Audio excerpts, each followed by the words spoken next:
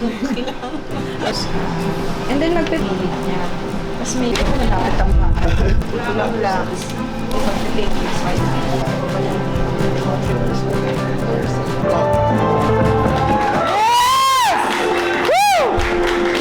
Ay, kapuso, pahiram po ng 20 minutes ng inyong hapon. Ako po si Boy, and welcome to Fast Talk with Boy at Homa. Ngayong hapon, samahan niyo po kami as we remember and celebrate the life ng isa sa mga itinuturing malakas na puwersa ng showbiz, our beloved Manay Lolit Sol.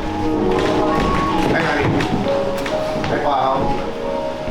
Dahil kami na hindi kami mag-uusap, talagang si Gorgie kawawa kasi pag ganun, pakisabi nga kay Nay ganito, sabi kasi ni Nay ganun, ganun para talaga mag-ina.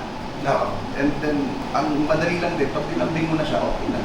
No. So, di ba, Nanay? Pero wala talaga sa gray areas. Well, para sa akin, wala eh. Ako din. Ano siya? Straightforward. Sasabihin niya pag mali ka, sasabihin niya kung ano yung tama, ano yung mali. Pero ang laging advice niya sa akin is, laban lang guys.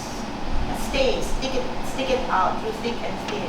O ikaw, nasabihan ka ba ng isang kaibigan, bakit mahal na mahal mo si Lolit Sol? Marami. Sa marami na sabi, bakit nga kay Nay Lolit ka ba? At anong sinasabi? Mahal ko siya eh. Mahal niya ako. And sometimes, sabi, may mga times na pag dinidefend ako ni Nay Lolit, na alam mo may mga mali ka nang nagawa, di ba? Pero Nay Lolit, never tumalikod sa akin. Inaaway ako niyan sa phone. Pero once na pagdating sa public, dire-diretso na yung pagtatanggol niya sa akin. Minsan, sabi ko, Nay, huwag mo kaya ako masyado yung pagtanggol kasi mas nakakasama ata. Sabi ko. Di ba yung... It was her birthday. Her 78th birthday last May 20. Masaya yun kasi we were seated in 2 tables. Tapos umiikot lang yung talak niya sa iba't ibang alaga niya. Parang we were reminiscing the past.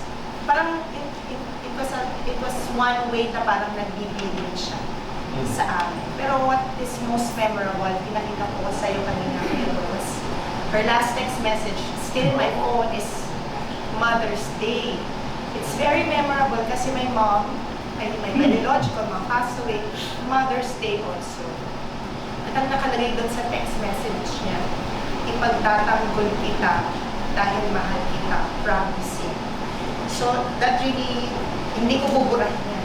Hindi ko yan buburahin kasi yan talaga yung tatak na iniwan sa akin ni nanay. You will always be our defender, our comforter. Nanay talaga. Nanay talaga. Hindi lang sa amin mo, pati sa mga anak